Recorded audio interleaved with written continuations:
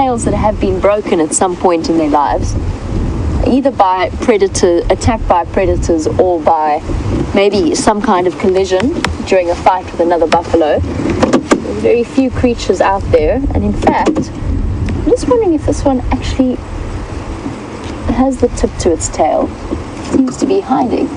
He's broken off his horn at one point, also most likely during a collision with another buffalo. Just swish your tail, boy. Oh, no, there's an end. It's just also a little bit crooked.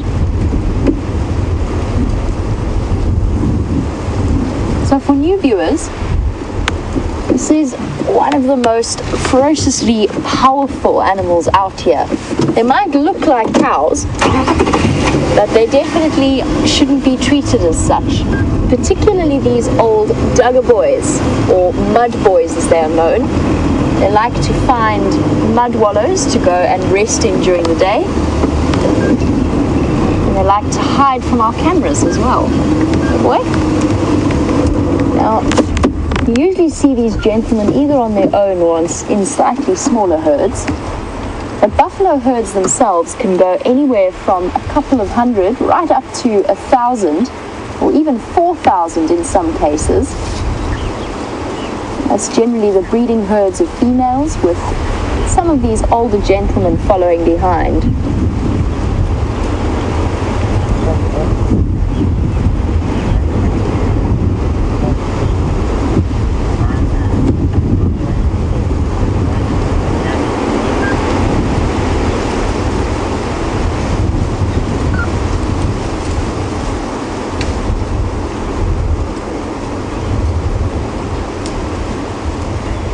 Guys, I don't know whether it's the wind playing havoc with my radio communication, but just so you know, if you are sending through questions on these buffalo, that they might not reach me. So I'm not ignoring you, I promise.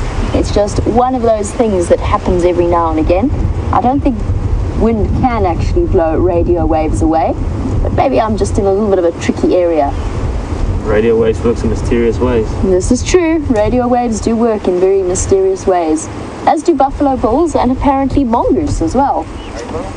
But I'd just like to put out a warm welcome to any new viewers that might be joining us for the first time. Don't forget, we are coming to you live, which makes what's happening in front of you even all the more exciting, because it's absolutely unplanned, unscripted, unedited, pure raw wildlife at its absolute finest. And if you do have any questions or comments that you'd like to send through to us, don't be afraid. Either do it on hashtag Safari Live on Twitter, or you can email it through to questions@WildEarth.tv. And recently we've also been picking up questions from YouTube as well. So feel free to send through anything that you'd like to ask us. Don't be shy. We don't expect everyone to be animal experts of the wildlife of South Africa.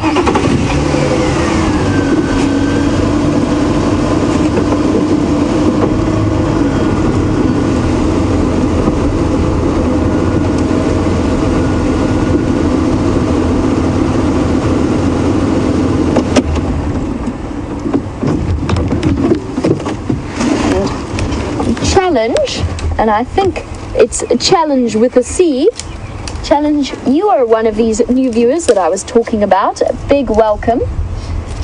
It's fantastic to have you on board with us, and please feel free as well to let us know where you are from, and where you discovered us from as well would also be some really interesting information. The challenge, you wanted to know what animals you could see in this area on safari. Well, challenge, I'm sure our regular viewers will jump in with some of the more exciting ones I may have forgotten, but we see leopards, we see lions, we see cheetah, we see elephants, buffalo, wild dog, hyena, those African animals that have made this place so incredibly famous as a wildlife haven. And then, of course, over 300 species of birds that you could swap, and many of our, or spot, sorry, not swap, you can't swap birds, please don't swap birds, that you could spot, and many of our regular viewers actually have started bird lists. Insects galore, some insects I don't even know the name of yet, I'm still getting to know all of them, there are just so many different varieties. You could see all the little mammals, like the little dwarf mongoose that we saw. which can never be discounted because they are some of our most exciting sightings. What else could we see that I've forgotten? I mean, there's so many things, I can't even begin to list them. But so that you know where we are, we're in the northeastern corner of South Africa. And we even do walks on occasion where we get up close, really up close and personal with some of the smaller creatures, the things that we sometimes forget about and ignore, but carry their own beauty and their own drama within those sightings. I mean, even today, for example, on bushwalk, I've encountered snails that I've never seen before. Steph has never seen before in however many years he's been working in the bush. And it's prompted me to do some more research on the various mollusks of the Sabi Sands. Something I never thought I would find as fascinating as I did this morning.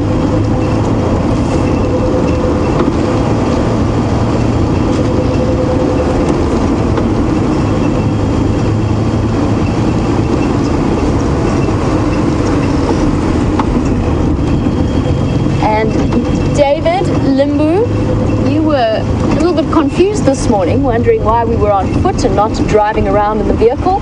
And it's an occasion for us to show you things that we wouldn't get to be able to spot from the car. We actually spent, I mean, in that walk we covered maybe a kilometer in distance, barely that, and we just found so many fascinating insects with all of these incredible adaptations to the world that they live in. Some of them, the fact that we'd never seen them before, that Steph, with his years and years, decades almost of experience in the bush, has never seen before. And just for challenge with the sea, to show you one of the bird species that you're going to be seeing commonly on these safari drives. That is an oxpecker. And in fact, that is a red-billed, ooh, is that a sore spot? Ouch. Ooh, ow. And this is where the oxpeckers, where they usually do the animal a service, can actually seriously, oh, that's making my skin go tingly, can actually do them a serious disservice. Because although they pick off the ticks and the parasites in the animal, they'll also worry at injuries and keep them open. And that's what this one's doing to this poor buffalo. Ooh, got the shivers at the thought. That's a deep injury on that buffalo.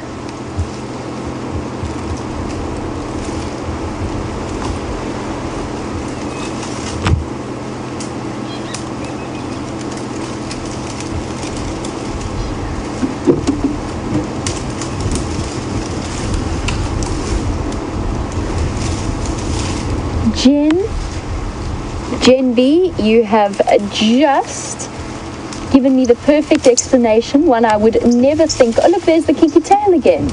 Gen B, you're a genius. So Gen B is a former cattle farmer and has said that she's willing to bet that those broken tails almost always come from when the buffalo is lying down and another buffalo steps on it. Perfect, brilliant. This is why I love Safari Live, because you get people with experiences like that to provide an explanation for something that I would never have thought of. Why didn't that cross my mind? Gen B, you're a genius, and I'll never ever forget that piece of information. He's walking away with it. Oh, he's knocked it off. That's a pity. He was wearing a tree hat, but unfortunately knocked it off right at the last minute. Shame. Good luck, Buff. I hope those oxpeckers leave you alone.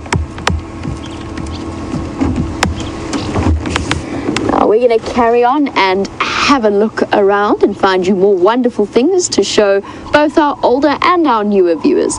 And in the meantime, let's join Scott on the back of his vehicle while he does a river cruise. Well, welcome to one of my favorite places on Djuma, the Mulwati riverbed. I hope you're still with us. Our antenna just fell over, but we should be. And the joy of being in these sandy riverbeds is that these vehicles, when put into a low range, will drive themselves, and I don't even have to touch the accelerator, and once we get into these little tracks, I won't even need to touch the wheel as we drive along. Quite great, and that way I can focus my attentions on you. Although I am going to jump back down because there's an interesting story that I'd like to tell you about what happened right here not too long ago. Now, in the end of November, December last year, we had a big cat week. A lot of you would have discovered Safari Live during that big cat week. And between a morning safari and a afternoon safari, myself, James, Nikki, and the 2 trackers that we had employed for that week came out in search of any content that we could try and secure for the afternoon drive. And we were lucky, as Nikki and I were getting ready to head out from our house, Inga's house, we heard Monkey's alarm calling, rushed down into this riverbed, just quite a lot further upstream, and found a big male leopard called Mvula. And then we started following him as he crisscrossed through this riverbed until he eventually got to here. And it was probably about 1 p.m., middle of the day, that he arrived into this area, and he was up on this bank. Okay, so he'd been coming downstream, and then he walked up onto the bank, close to this tamburti tree, this big tree growing out of the ground. Well, that's usually where trees grow out of, I guess. And he stopped there, and he heard something, and he looked across in this direction, and then he went back on his original trail, which took him through here, back into the riverbed, and then he started moving into this fallen down tree. And he was moving quite slowly and intently, sniffing, and he eventually kind of moved through, popped in under here, and then he went under here, and eventually he kind of pounced on something in there, and he popped his head up with a rock monitor lizard that he fed on just behind us. And isn't it phenomenal that his senses were so good and so acute that from up on the bank there, he either heard or saw that monitor lizard, went down and managed to catch it. A nice easy meal for a big male leopard. Probably wouldn't have filled him up too much, but it was fascinating to watch. Once he had fed on it, he continued moving down the riverbed and then eventually lay up. And we then called Peter Pretorius onto the scene. He was in the vehicle for that afternoon safari, and you wouldn't believe what happened. After we had spent 6 hours with that male leopard during a blisteringly hot day, following him on foot, following him on the vehicle. We followed him on foot when the bush got too thick for us to follow him in the vehicle. And we miraculously managed to stay with him through this dense riverbed. And 15 minutes before we went live to Nat.Geo TV, he outfoxed Mr. Pretorius. Gone. No more leopard. So, just goes to show how luck and timing can be critical when on safari, regardless of how hard you may try to stay with animals and find animals. Now, the racket you can hear is Aramark babblers, and these are the same birds that are going to be parasitized by the cuckoos that we saw mating earlier. And who knows, maybe some cuckoos are busy trying to pop an egg into the babbler's nest, hence the commotion. Anyway, we're going to continue up the riverbed, slowly making our way towards the hyena den. We should be there in 10 minutes, and we're going to send you across to Jamie quickly for a quick update there.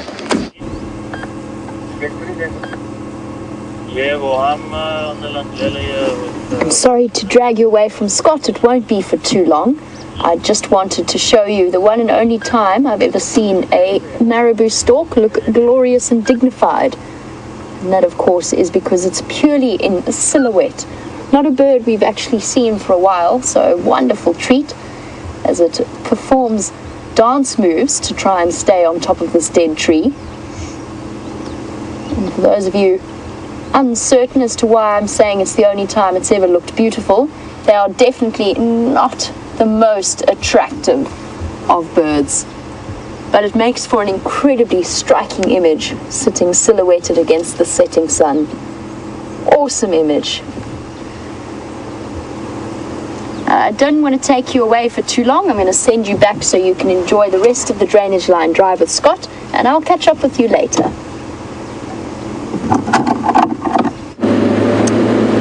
Welcome back. It sounds like you got some wonderful images of a marabou stork. I wonder what it was doing there on Philemon's cut line. Unlikely place to see a marabou stork. Usually they're around water holes or around carcasses, interestingly enough.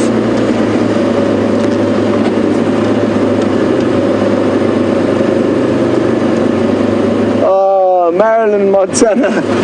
I'm happy to hear that you are watching, but I'm sad that you have already got the Levallian's cuckoo on your bird list, but you haven't seen them mating before, so you can add that to the Levallian's cuckoo part of your list. Seen mating. Exceptionally rare. How lucky am I?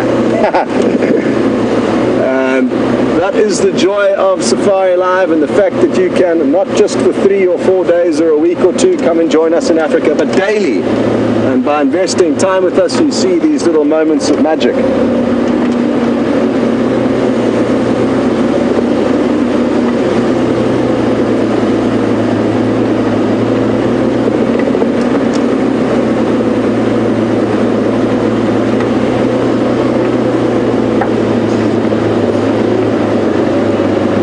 Yay, new viewer all the way in India. Hello, Babu.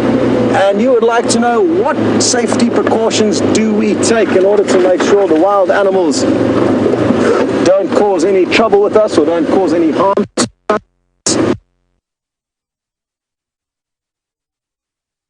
Oh. Babu, I'm coming up onto higher ground, Babu. I've had to leave the riverbed for you, so that you can hear what I'm saying.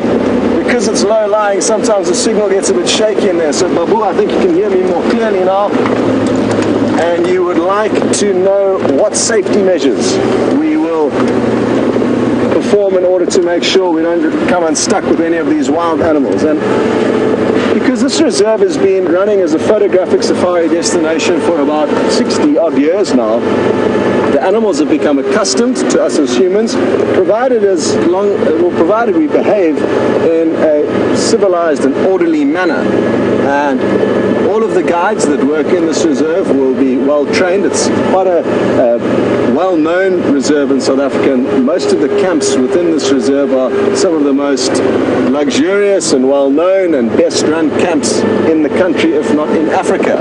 So there's a high level of guiding here as a general rule, and because the guides know what they're doing and they respect the animals and treat them the right way and understand their behavioral signs and body language, the animals and us have got a very good relationship. So we don't really have to worry too much about the wild animals causing trouble with us, but of course, we don't do anything silly. You don't sleep with your doors open at night, because that would be an open invitation for a hyena to come in and eat you. And we're very cautious when we're on foot out here, so as to make sure that we don't force an animal, put an animal in a scenario where it feels so scared that it feels like attacking you as its only escape route.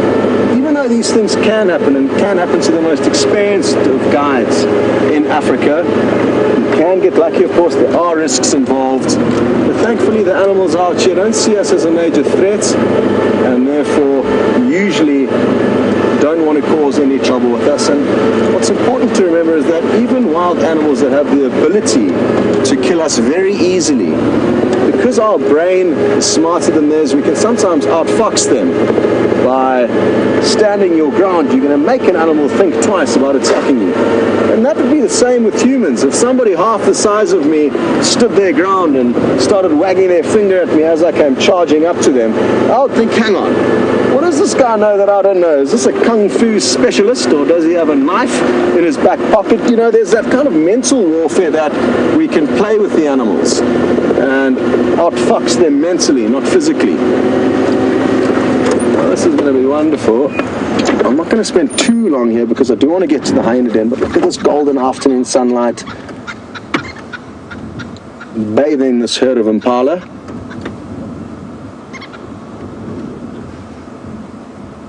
And what's interesting is that this male is here simply for his ego. Looks like he's not quite fully grown. Nearly. Well, I think his horns could twist out a little bit more. But he's here at a random time of year to be associating with ladies and their young lambs, because the rutting season is long gone, and it'll be a few more months until they start rutting and competing for the females again. So they don't have a social structure like that of zebra, where the males will compete throughout the year for his ladies. So that's why I say he's here, just to boost his ego. Good. Babu, it's wonderful to have you with us, and hopefully it won't take long for us to come and start doing some safaris in India. Imagine that. You've got some wonderful wildlife in your country, and very jealous of your big cats, the tigers. Also, you've got massive leopards in India. Okay, well, Babu and the hundreds, if not thousands, of other people also are joining us on this afternoon safari. You guys are about to jump on board with Jamie and another herd of herbivores.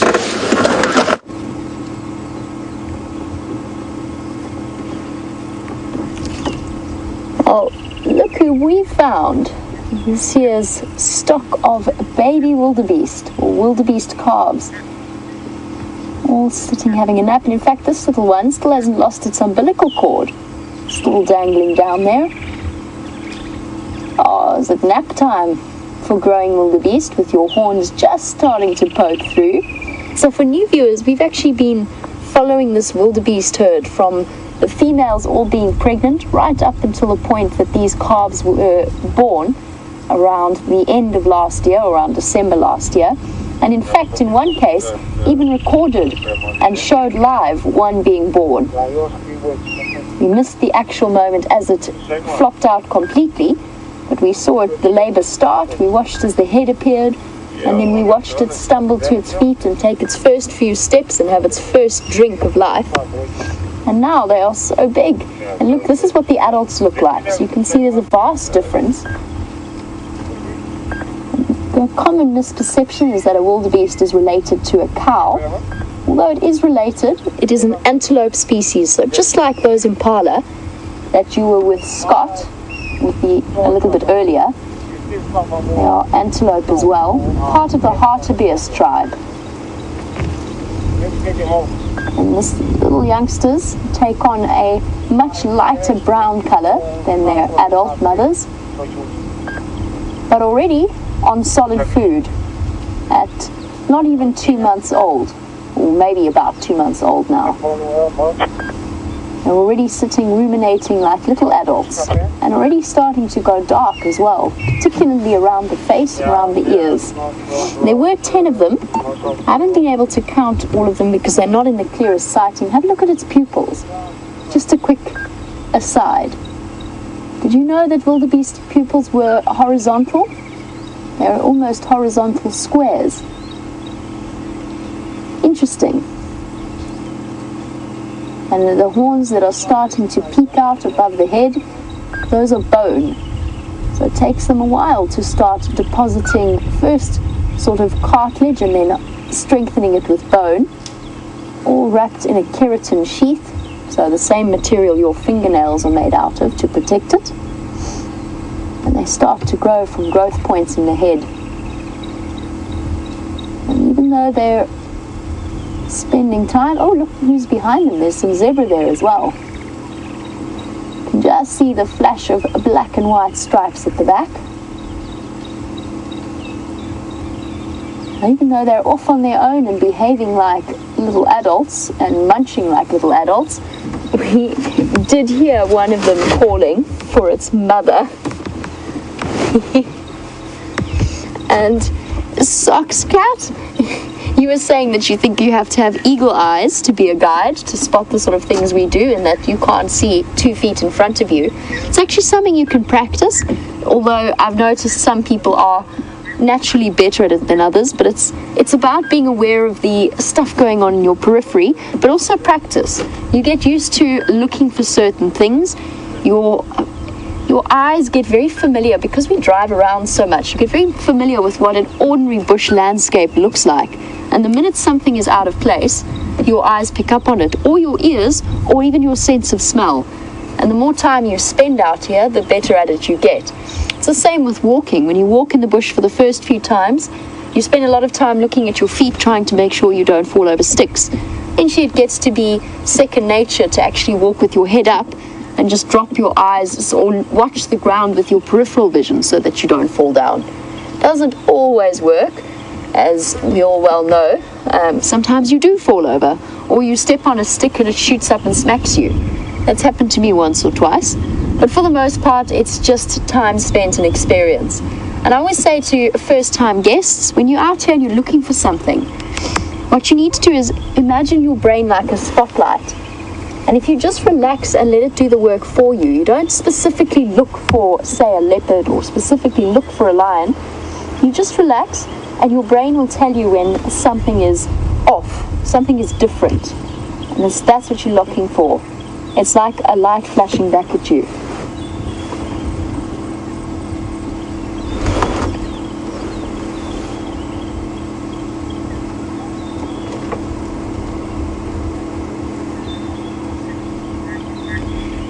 Oh, it looks as though, speaking of things that look different, I wonder if this means we're going to be getting more rain. This weather has been so unpredictable. There's patches of blue, but this cloud looks so incredibly heavy. It's actually beautiful in its own way. I'm sort of hoping against hope that maybe tonight we might get a little bit more rain. It'll be good for all of the animals, and it's also a relief for us. And that includes our wildebeest and our zebra families. And the socially awkward girl, you were wondering why it is that wildebeest and zebra always associate together. A couple of things there. Usually antelope species or the sort of general game species is often associate with each other because more eyes are better than less eyes. It's particularly seen, or it's particularly prevalent with wildebeest and zebra because they like the same species of grass, but they like different parts of the species of grass. So a zebra, as a bulk feeder, has a hindgut fermentation and it can quite happily eat the top coarse parts of the grass. But the little wildebeest, with their slightly more nimble lips, tends to favor the lower down shoots. So the zebra can come along and mow for the wildebeest, and the wildebeest can come behind and have a quick nibble at the slightly greener, more delicious shoots at the bottom. That's why you often see zebra and wildebeest together, or one of the reasons you often see zebra and wildebeest together. There's also, I think, the factor that they are quite a similar size, which seems like a bizarre thing to say, but I think in terms of association, it makes things a little bit easier. You know that the one animal doesn't present a threat to you or your youngsters. 1, 2, 3, 4, 5, 6, 7, 8, 7, and 8, 9, and 10. Bravo, wildebeest. Well done, as they dash off after their mums, because although they're big enough to be sitting and ruminating all on their own, they still want some time with their mothers. 10 wildebeest calves have made it to the age where they have horns sticking up. That's quite an impressive achievement. This herd has done very well.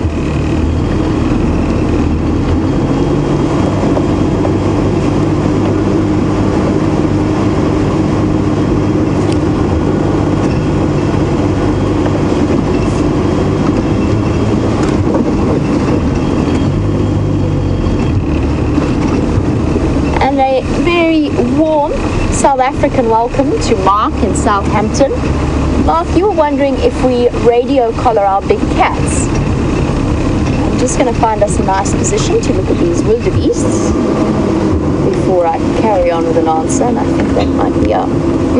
Why are you me? Why are you contact calling, you boy?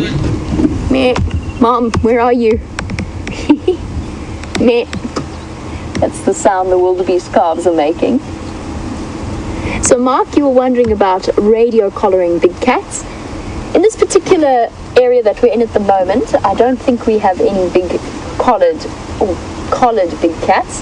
That doesn't mean that it doesn't happen within the area that we are in though, because of course we're in this vast wilderness area. It's absolutely huge and unfenced, and we get to explore our own little corner of it. And as it happens, the big cats that have this as part of their territory So, for example, the famous Karula, the queen of Djuma, the female leopard that we so often see, or one of the lion prize. It just so happens that they're not being researched at the moment by one of the reputable organizations that do research in these sorts of areas.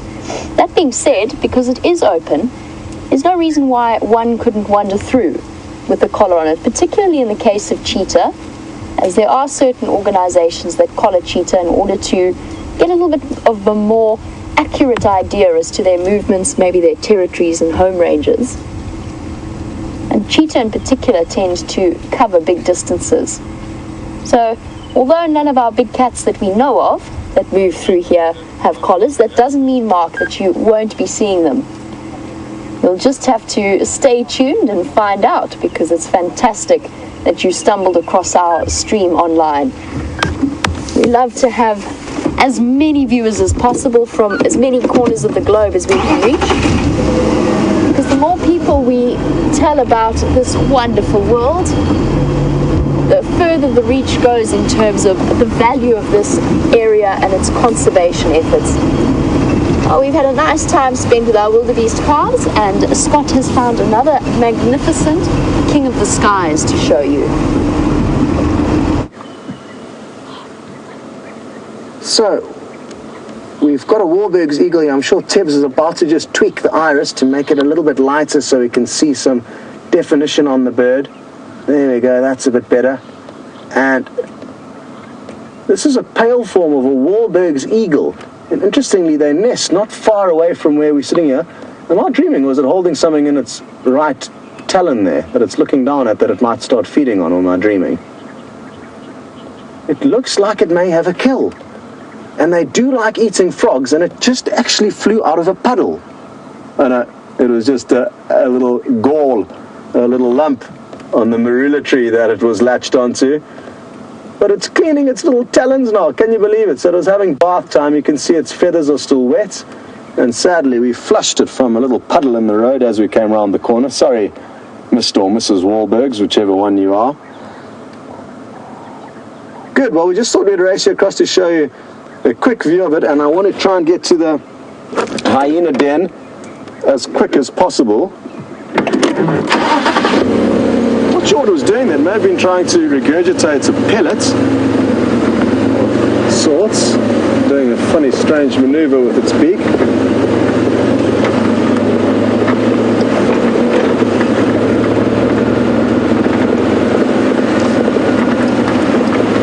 We've got a little bit of a battle of the bird lists going on between James Richards and Marilyn in Montana, who are interesting times. James Richards got his 101st bird with an incredible bird of prey, the Marshall Eagle, which I'm glad to claim is what I provided you with. So it's a great pleasure, James. Cool, well, it will be interesting, and I look forward to seeing which one of you get to 102 first. Obviously, of course, all of the competitions we have on Safari Live are completely friendly.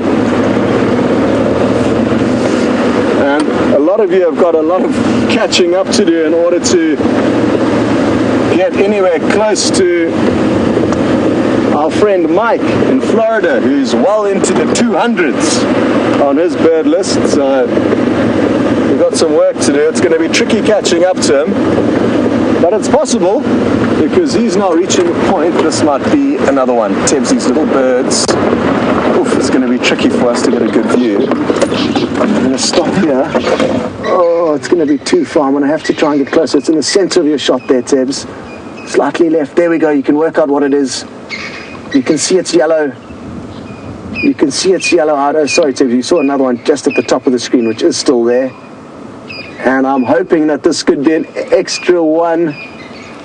It's difficult for you to see the colors now. Tibbs is tweaking things. Oh, there goes one. There goes the other. Oh, I don't know if we're going to be able to count that, but it's up to you guys. I'm going to get it in the book. Give me a second. We are looking for the Canaries. Page 192. So, This is the canary page, and the individual we were just looking at now was the yellow-fronted canary, which is the most common really of the canaries that we see here. But I don't know if the view was good enough to count it, so I'll leave it up to your guys' discretion. But we're trying our best to get you more birds. It's always a bit of a gamble going for these little critters.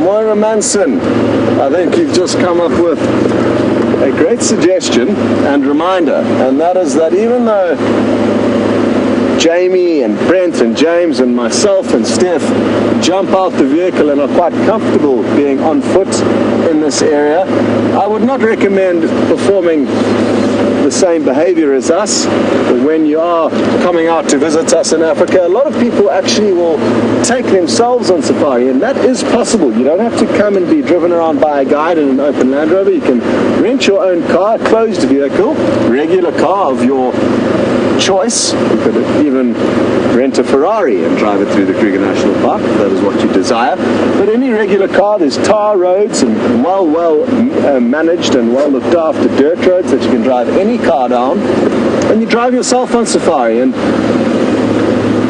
the suggestion of warning people not to get out the vehicle is a good one, because a lot of the time people jump out of the vehicles and either get themselves killed or they make a huge fool of themselves disturbing the animals. So don't be one to fall into that trap, and thank you very, very much for that update and recommendation, because it's a good one. We sometimes forget that we need to keep reminding all of the new viewers and everyone joining us on these safaris about some of the basics.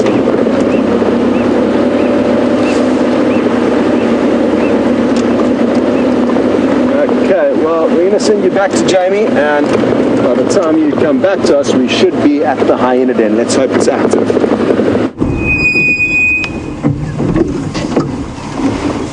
Well, Gert, on this beautiful evening, you were just mentioning how nothing beats the sounds and the smells of being around the animals. And we hope that, and we're glad that you get to experience that while you are away from being in the Sabi Sands. Gert has been to visit the Sabi Sands before in Notting's bush camp. But we hope that by describing what we're seeing and what we're feeling, we can transmit some of what we experience in this particular sighting to you. Even when it's just, and not just, I shouldn't say just, but even when it's just a herd of impala. And in fact, that is wagging her tail there, just walking away from us, but upwards, that one that's walking to the right, she's pregnant still.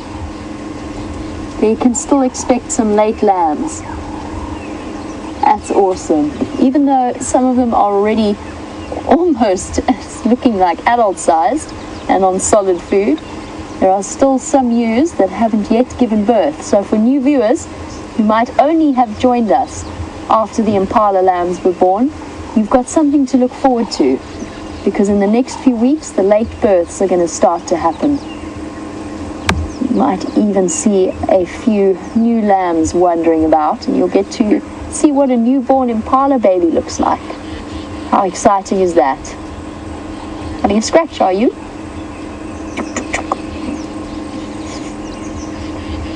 Shame, you need an ox picker to come and help you. Ooh, limp. That's not good. Right front foot is injured, or leg is injured. I can't immediately see what it is, but I almost want to say something wrong with the shoulder. It doesn't look like it's sitting right. Oh dear. That's not a weakness that you want to have out here. Unfortunately, in a place that is a daily struggle for life and death, and for impala that rely on their speed, it's going to come as a disadvantage to this poor impala. Probably ran into some kind of hole, maybe twisted an ankle or a shoulder like that. I just think that shoulder blade doesn't look like it's sitting in the right place. Shame, girl. who knows, could heal. You never know. She'll have to stick closely to the safety of the herd. There's always the advantage of safety in numbers.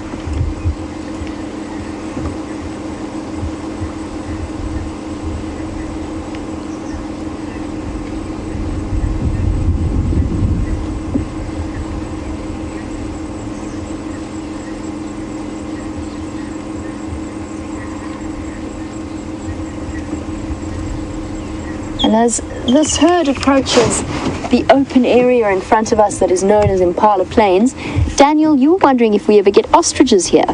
The reason I linked that to the open plains is because generally ostriches like to have nice open areas. They're speed and stamina animals, so they can run for long extended periods of time.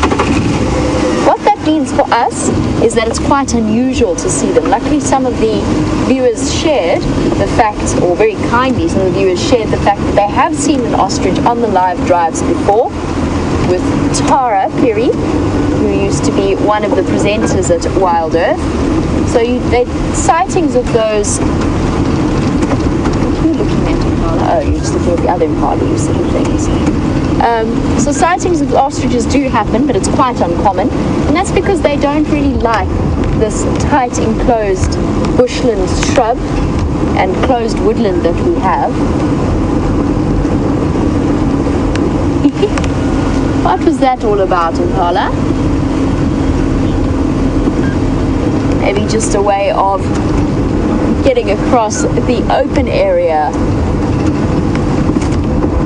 So you never know, because it's live, we could see an ostrich at any point. They do inhabit the Kruger and they like the big open areas of that particular part of the world. Well guys, I believe that Scott has arrived at the hyena den, and it seems as though the hyenas have come out to play. So let's pop over there. Well, we have hit a great luck, everyone. Golden, dappled sunlight falling down onto this magnificent den site. Quite a few little cubs out playing. I think that's December 1 and 2 that you've just got a glimpse of. That's November over there, slightly bigger, and we've called them or named them according to when they were born. And because there's so many of them and because we're getting to know this clan quite well, it's useful to name them, not because we think that they're our friends, but simply to monitor the progress and growth and development of them. And just like leopards and zebra, hyena will each have their own individual spot patterns and characteristics, and that's why it's hugely useful to keep track of who's who. Now, some of you are far better at knowing which one's which, so I'll appreciate any assistance you can give us with when we see any of the individuals I don't know. Looks like 2 adults lying at the entrance to the den, so that little hole that they're lying in leads into a network of burrows. And Tibbs, if you could just zoom out for a second, just to give a full idea of how big this termite mound is. It's colossal. It's no longer active, but there'll be a whole myriad of various tunnels, thanks Tibbs, within this termite mound, and the cubs can wiggle their way all the way through. Oh, look at this. A little bit of playful banter. But what's interesting with hyenas is that they will, quickly on the left you can hear some audio, and I don't know what to say is going on here. The cubs are sniffing around intently in the rear end of this one individual. It could be an older cub or maybe a male. What's interesting is that I think their mother is lying down, and that's why that other adult hyena is licking her nipples. It's not uncommon for hyena to lick the nipples of a lactating female, and the cubs are busy doing the opposite to this other individual. You can see, look at that behavior, the tail's getting flared up. This is going to get interesting, and we might hear some more audio. Holding their tail up is a sign of dominance. When they hold their tail between their legs, that's a sign of submission. And these animals are incredibly complex in terms of their social structure. Now, don't be fooled. That individual, even though it may appear to be a male, that adult, whose genitalia you can clearly see, may actually be a female, and the females possess the same genitalia as the males. Basically, they look very similar. There is a slight difference, on the phallus right at the tip. Oh, but I can't see what's what there, and I certainly don't consider myself a professional when sexing hyena. So you guys are more than welcome to have a stab at what you think is what there, but I don't know. Anyway, isn't this fascinating to see all different shaped and sized hyenas interacting with one another as if we are not even here? And it's also wonderful to watch, and a lot of you would have seen the development of November, the oldest of the young cubs, as well as December 1 and 2 now, who literally in the last week or two have really started showing a lot more bravery and courage when playing with the other hyena and also moving around the den. And the good news is there's 2 even smaller cubs that are hidden within the burrows. Maybe they're around that side. There's an entrance to another burrow or network of burrows where they're all standing now. And they could be investigating the 2 even smaller cubs, smaller than the 2 Decembers. They're little black furballs, and I've only seen a glimpse of them. And I'm going to give it a moment or two. We might go around that side of the den. I just want to wait a bit because they do move quite a lot, and they could very well come back here by the time we get there. So let's just give it a moment before we head across. As I was saying though, there are these 2 very small cubs, and they, as you will see over the coming weeks, will gain in boldness and in size, and we're going to get to experience that and share that with you.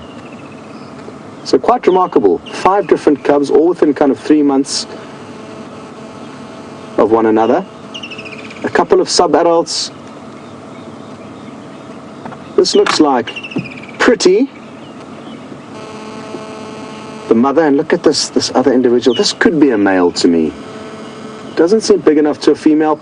Possibly, though, an older daughter of Pretty, but Pretty could well be raising her first litter, judging by what immaculate condition she is. Now, she's the one lying down. She looks like a younger hyena to me, and that's why she is so immaculate and still so pretty. That will change with time. So who knows, maybe this is an older sub-adult.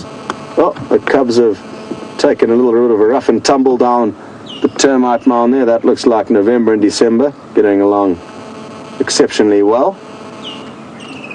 Oh, whoopsie, that's June. Thank you, Nikki. And understandably, this one was born in June, hence the name.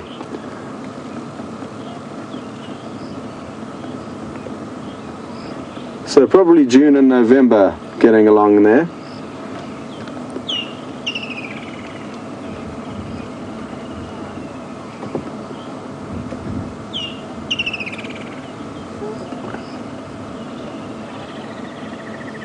Ashley Rose, that's some great news. Your class is going to be joining us in the next few minutes. So let us know as soon as they're all in position, and we'll definitely answer some of their questions.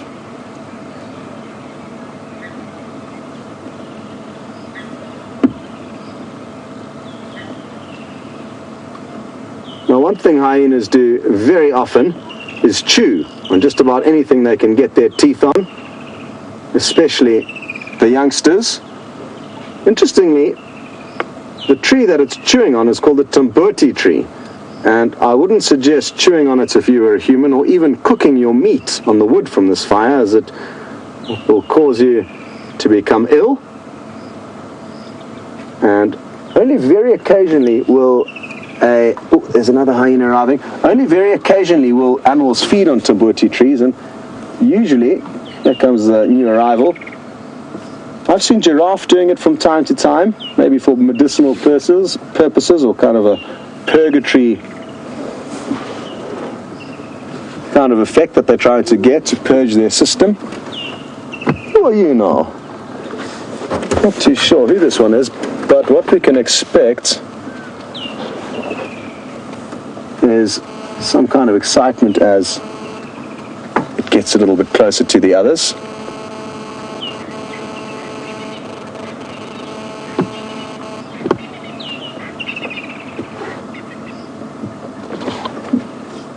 Let's hope we get some audio here and some vocalizations and some excitement. So I'm just going to keep quiet for a second.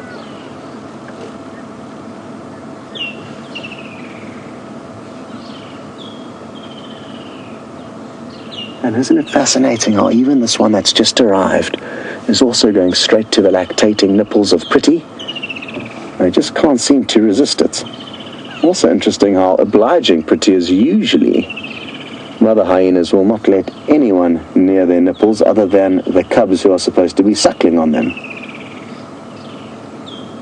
But Pretty is obviously not only pretty by looks, but also pretty by personality.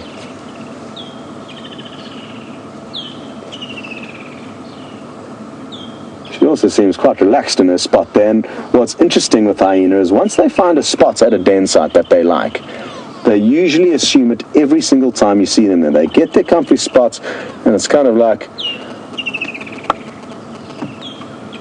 the old man of the house having his specific seat in the TV room, perhaps.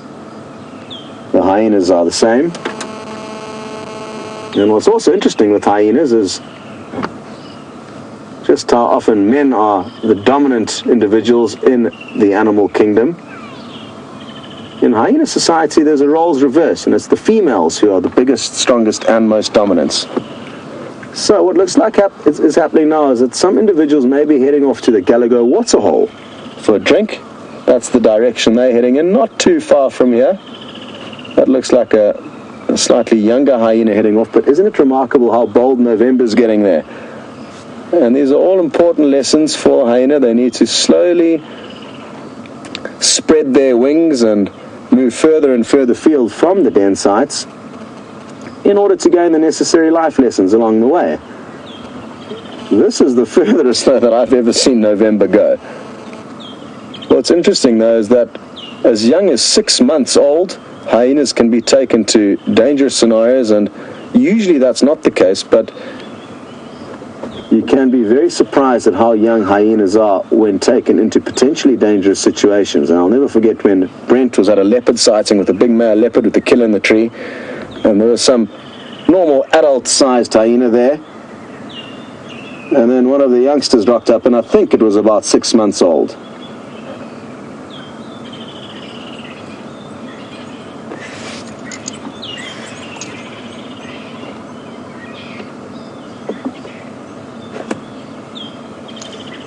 Just gonna confirm where a leopard's just been found, just to make sure it's not on Djuma. Sorry guys, could you go again with the location?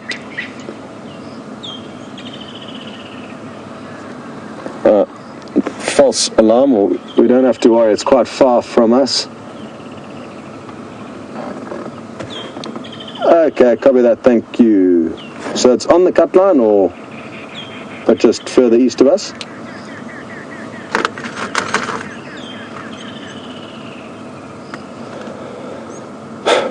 Well, I'm not getting too much joy with the location of that leopard, but I don't think it is on the property, but I'm going to get a further update when another vehicle gets into that position. So a little bit of broken down telephone there, but there is possibly a chance that there's a female leopard not too far away. So that's something exciting to think about, and apologies for losing focus on the hyena. Ah, wonderful idea there, Tebs, and look at the beautiful setting sun. It's a magical sunset this evening. The wind has died down. It was quite windy when we headed out this afternoon. Oh, Tebs, quickly. Here comes November. It obviously got a bit of a fright and has now decided to hastily retreat to the den. Awesome. I'm thinking of repositioning. I've just seen a head poke up on the other side of the den there. Now that could be the alpha female. Oh. Is there a little notch missing out of her ear? That's distinctive characteristic of her. And if we go around there, we may see her tiny little black cubs. Now, even though there's a lot of action on this side, let's take a bit of a gamble. Oh, hang on, maybe we'll give it a few minutes. Look at this.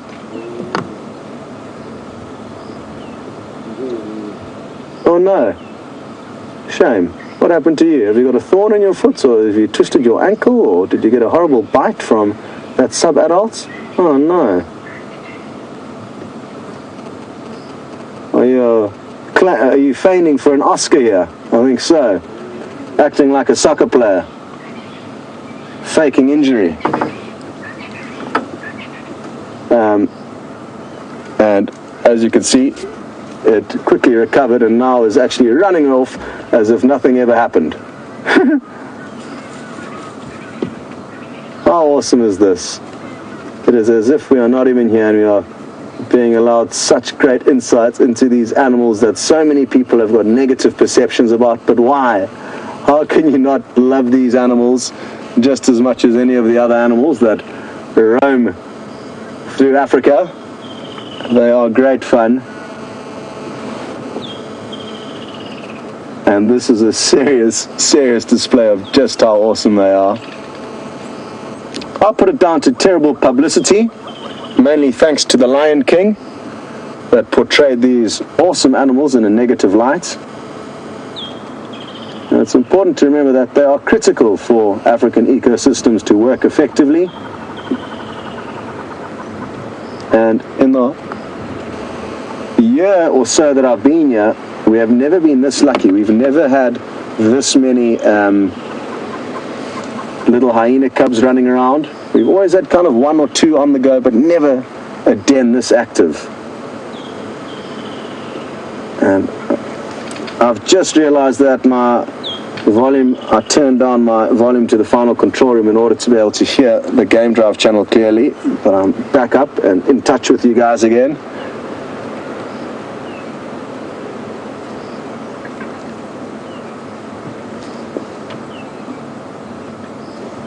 Wonderful news.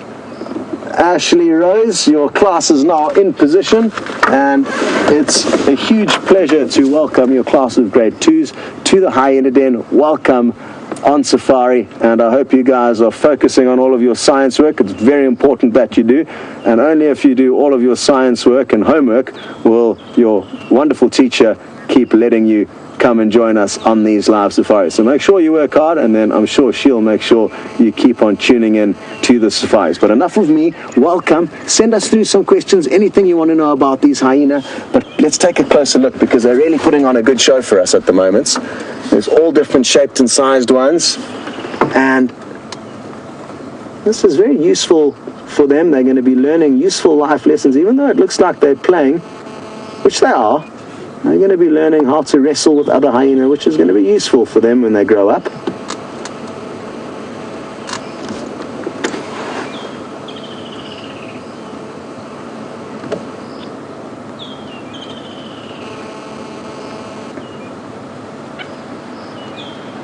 Socially awkward girl who's watching on YouTube, welcome, and I hope the more safaris you join us on, the less socially awkward you will become. You would like to know if hyenas' jaws are in fact stronger than that of lions. And yes, I think it is fair to say that. They are the bone crushers of Africa, and specifically designed not only to be able to crush through the bones of animals that lion and leopard have abandoned, and carcasses that lions and leopards can no longer feed on, but they also have the digestive juices, very, very strong digestive system, which literally dissolves the bone into a fine powder. And I'm sure the longer you spend with us, we will be able to show you some of their white droppings. They are crystal clear white. That doesn't work. They are very, very white. That's what I'm trying to get at. And that's because they can process all of the bone and calcium that goes through their digestive systems, whereas the droppings of lion and leopard will contain shards and fragments of bone. Not an easy business knowing where to film while all this action is unfolding, but I think Tebs is doing a great job. I wonder if you inquisitive little critters are going to come up for a closer look at the vehicle. Sometimes they even start chewing on the tires, at which point we sometimes just tap the side of the vehicle gently, just to say, no, that's a bit too close.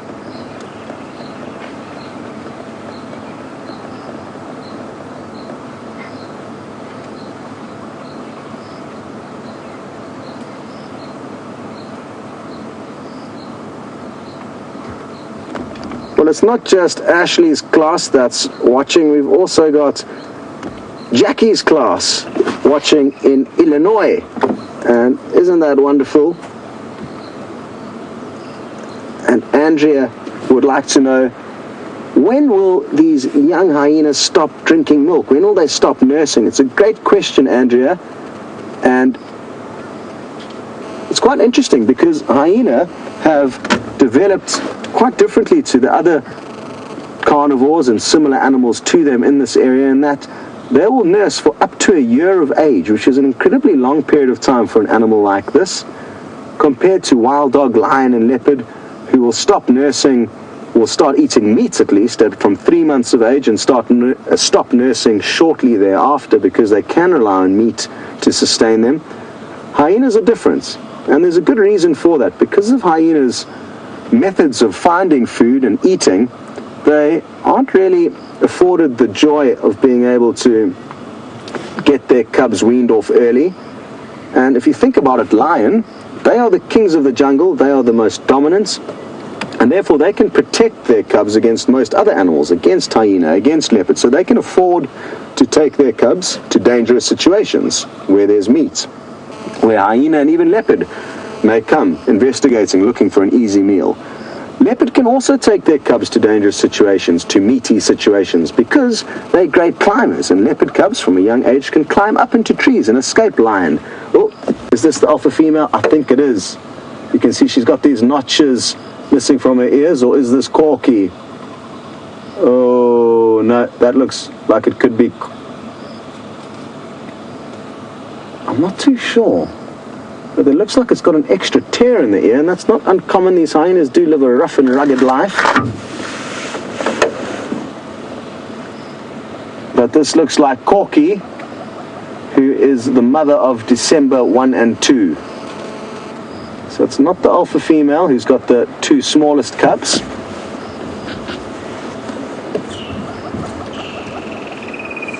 Sorry, Andrea. As I was saying, though, leopards can afford to take their cubs to dangerous situations because they can hoist their kills up into trees, and leopard cubs can climb well. Ooh, are we going to get some good audio? Listen carefully.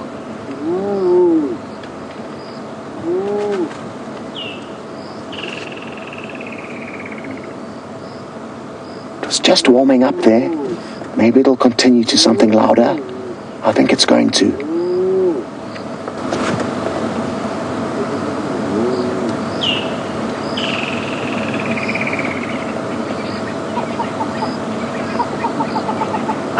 What's interesting is you can hear a hornbill calling nearby now.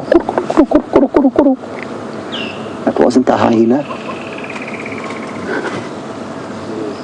And sadly the hyena seemed to have quietened down a bit, but here they go again.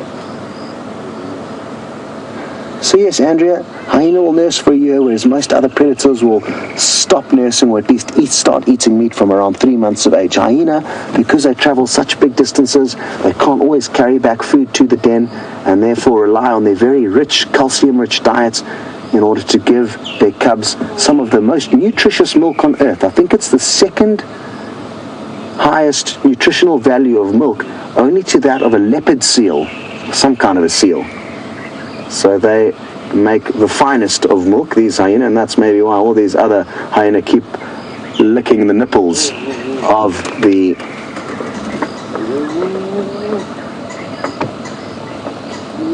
lactating females. Now, who's who here? I think Nikki may have got a glimpse of the alpha female with the very distinctive notches in her ears, but so too does Corky. She's also got a notch in her ear.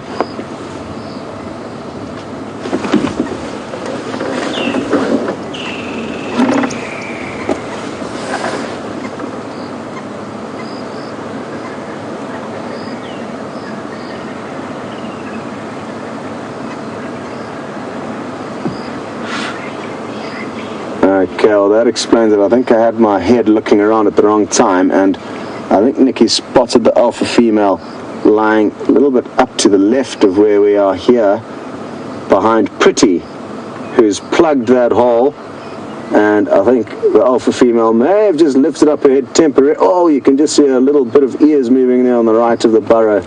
Maybe that, oh, okay. So there's the alpha female's head that you can see now.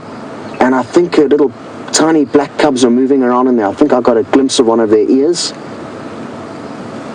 Let's watch closely here for a second. Maybe we'll get lucky and we'll just get a glimpse of the head of one of these little cubs mountaineering up its mother's body. I think I may have got a glimpse there again. Keep looking closely.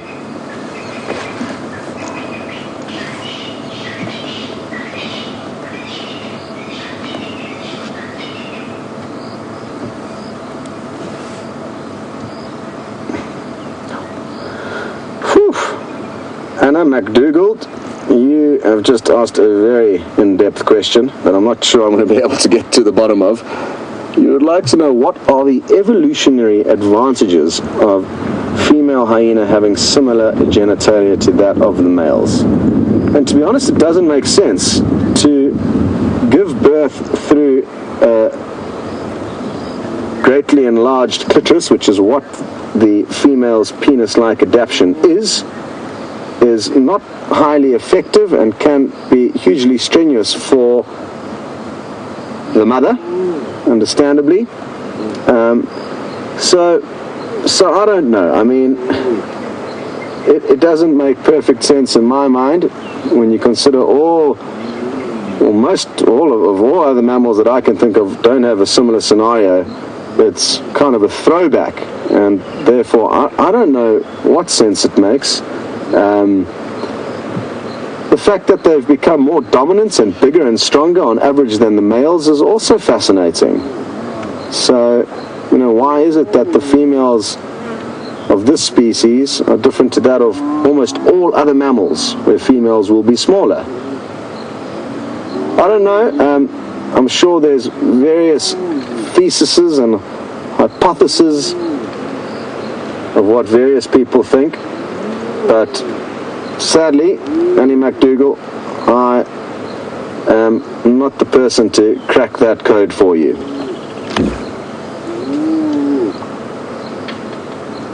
Looks like bath time, possibly before the adults are heading out.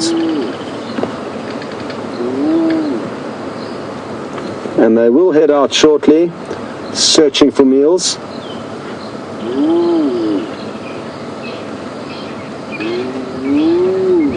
Okay, well, there's just a few minutes left, and we're going to send you across to Jamie so she can say hello and goodbye, and then you'll come back and join us at the den for the last few minutes. Toodle-doo. And in the final part of what has been an incredible sunset safari, we just thought we'd treat you to one last view of this pale north Wahlberg's eagle that you were looking at with Scott earlier. Extraordinarily beautiful bird. It was briefly joined by its mate, and we see them fairly regularly. And the female took off, leaving the male behind in this extraordinary evening light. Well, ladies and gentlemen, thank you very much for joining us for this sunset safari. I'm so glad that you got to experience that, what I would say was probably not only my best dwarf mongoose sighting, but probably high up there with some of the best sightings in terms of animal behavior I've actually experienced while I've been working at Wild Earth. So I hope you all enjoyed it as much as I did. A big thank you and a huge well done to VM for capturing those wonderful moments in what was split-second decisions and moments within that sighting. You did an incredible job, and I'm sure you'll all agree. And a big thank you to the lovely ladies in FC for all that they do for us and for being the wonderful dulcet tones that we hear in our ear every single drive. Thank you for your questions and your comments, and a big warm welcome to all of our new viewers. We hope that you join us tomorrow for the sunrise safari, because as you know, you just never know what's going to happen or what to expect. Have a wonderful day or a wonderful night or a wonderful evening, depending on where you are in the world. I'll see you tomorrow. Cheers, guys.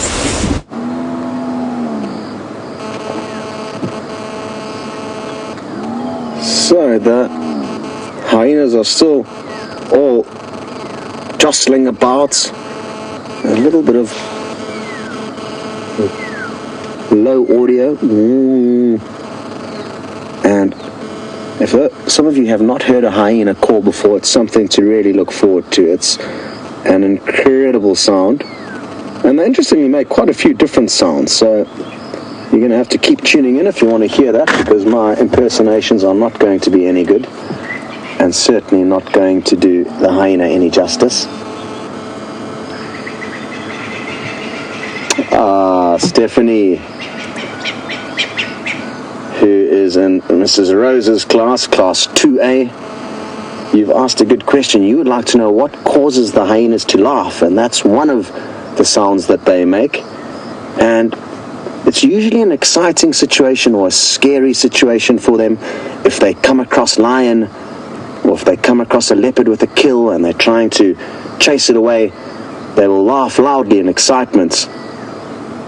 So that's usually, like I say, an exciting or a dangerous situation that will cause them to let out this loud laughing cackle, whereas their kind of whooping howl, which I just did a impersonation of, is more for kind of general communication over long distance.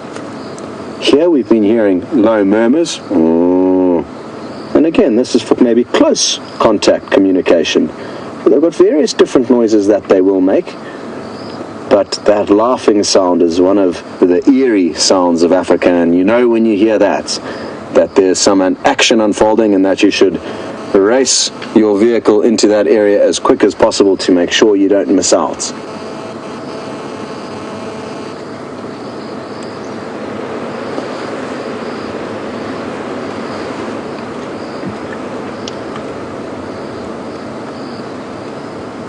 Very interesting question through from Mary in Michigan, wondering whether or not the hyena chewing on this toxic tambuti trees may help rid them of worms or have any benefits to them. I don't think so, Mary, and maybe I'm wrong, but I think it's pure teething like any puppy or kitten would do. They like chewing on just about anything they can. Good, well, it's rapidly come to a close, and it's a wonderful safari this afternoon. It's been a great pleasure having you. A reminder that from the 1st of February, we're going to be heading out at 5:30 in the morning, half an hour later. Tebs, thank you very much. To Nikki, who directed the show, and Kirsty, who was lending her hand, a very big thank you as well. And a reminder, tomorrow you're going to have Brett and Brent, the two Bs, taking you out on safari. Be nice to my friend Brett, and really look forward to hearing his feedback on his first live safari. Thanks for joining, and we'll see you next time.